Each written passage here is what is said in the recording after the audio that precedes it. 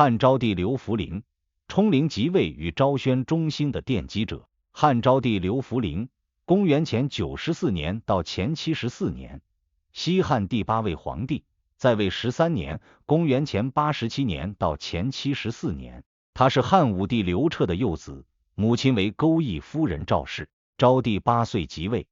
，21岁驾崩，一生虽未能真正亲政，但在大将军霍光的辅佐下，推行与民休息的政策，有效扭转了武帝末年国势衰退的局面，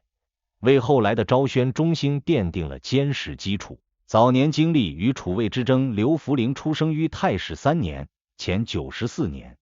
其母钩弋夫人据传怀孕14个月才生下他，与上古尧帝的传说相符，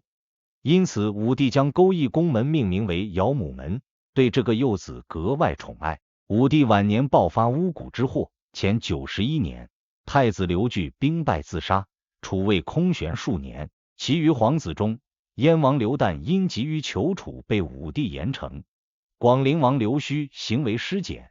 昌邑王刘伯也在武帝去世前1年早逝。此时年仅5、6岁的刘弗陵体格健壮，聪明伶俐，武帝认为他很像自己少年之时，遂有意立为太子。为确保政权平稳过渡，武帝命宫廷画师绘制周公辅成王图赐给霍光，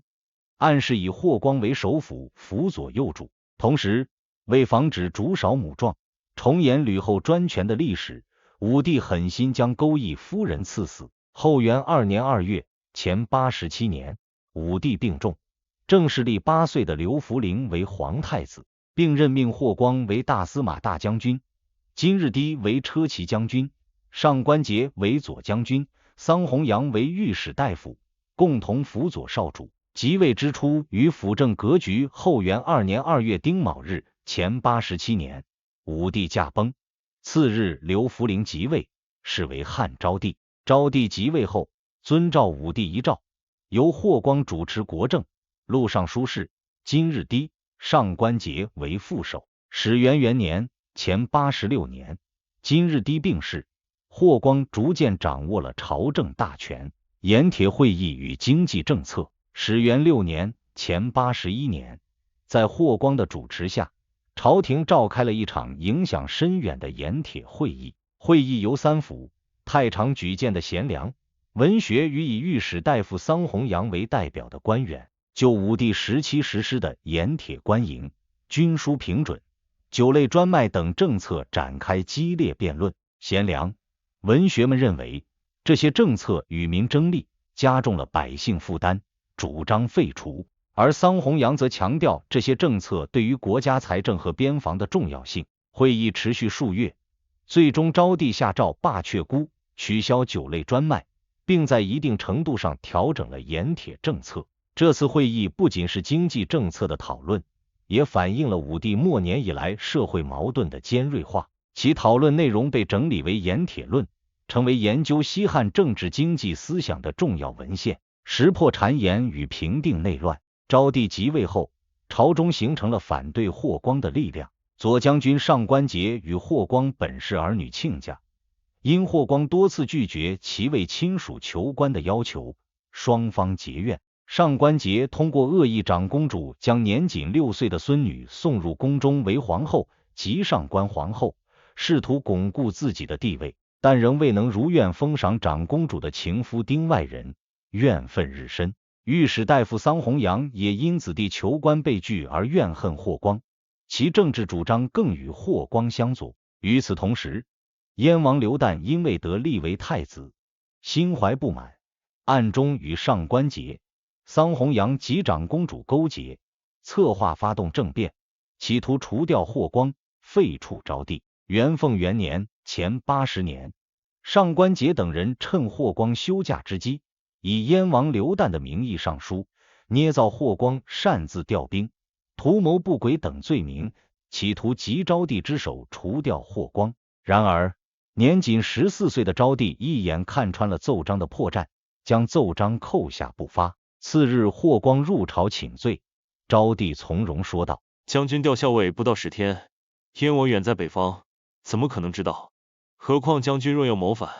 也用不住1个校尉。一语揭穿了上官桀等人的阴谋。事后，上官桀等人仍不死心，密谋由长公主设宴杀霍光，再废昭帝立燕王。阴谋败露后，霍光先发制人，将上官桀父子、桑弘羊等全部诛杀，长公主、燕王刘旦被迫自杀。此后，霍光独揽大权，辅政地位彻底稳固，委任霍光与治理成就。平定内乱后，昭帝更加信任霍光，政事全权由霍光决定。在霍光的主持下，昭帝朝全面推行与民休息的政策。政治方面，轻徭薄赋，屡次减免租赋，招抚流民，平反冤狱。经济方面，以农桑为本，减轻赋税徭役，始元6年罢除酒类专卖。军事方面，多次派兵击败匈奴、乌桓，平定西南夷叛乱，斩杀叛汉的楼兰王安归。外交方面，与匈奴恢复和亲关系，被匈奴扣留19年的使节苏武得以全节回朝，封为典属国。班固在《汉书》中评价昭帝朝，承孝武奢侈于弊失旅之后，海内虚耗，户口减半，光知食物之要，轻徭薄赋，与民休息，至始元、元凤之间，匈奴和亲，百姓充实，英年早逝与身后事。元平元年前74年夏，昭帝突然发病，崩于未央宫，年仅21岁，在位13年，谥号孝昭皇帝，葬于平陵，今陕西省咸阳市秦都区平陵乡。昭帝无子，大将军霍光与群臣商议后，迎立昌邑王刘贺即位。然而刘贺在位仅27天，因行淫乱被废。霍光又迎立武帝曾孙刘病已即汉宣帝为帝，史称孝宣中兴。历史评价：英明早夭的幼主。关于汉昭帝的历史评价，自古以来褒贬不一，争议的焦点集中在他与周成王的对比上。三国曹丕认为，周成王有贤母胎教，名臣辅佐，享国长久，而昭帝生身宫中，常负人手，21岁便去世，远不如成王。三国丁仪则持相反观点，认为成王在周公遭流言时犹豫不决，昭帝却能继日历辨决诈书，明察果断，更胜一筹，断言汉昭优于周成，甚明者也。唐代李德裕盛赞昭帝治明，认为高祖、文、景俱不如也。北宋苏辙则提出不同看法，他认为昭帝虽然天资明断，但霍光不学无术，未能以通经术、10亿里的贤士辅导昭帝，导致昭帝功未见于天下便夭折，这是霍光的过错。后世学者普遍认为，昭帝在位13年，虽未能亲政，但其委任霍光的决断和识破谗言的睿智，显示了超越年龄的政治成熟。更重要的是，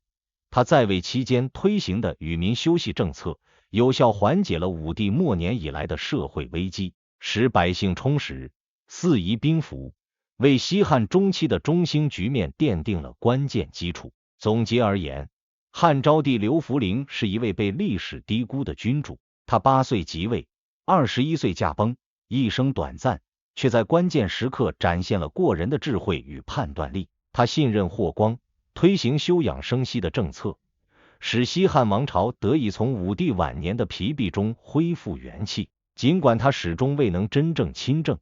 但孝宣中兴的序幕正是在他的时代悄然拉开。他的英年早逝是西汉王朝的一大损失，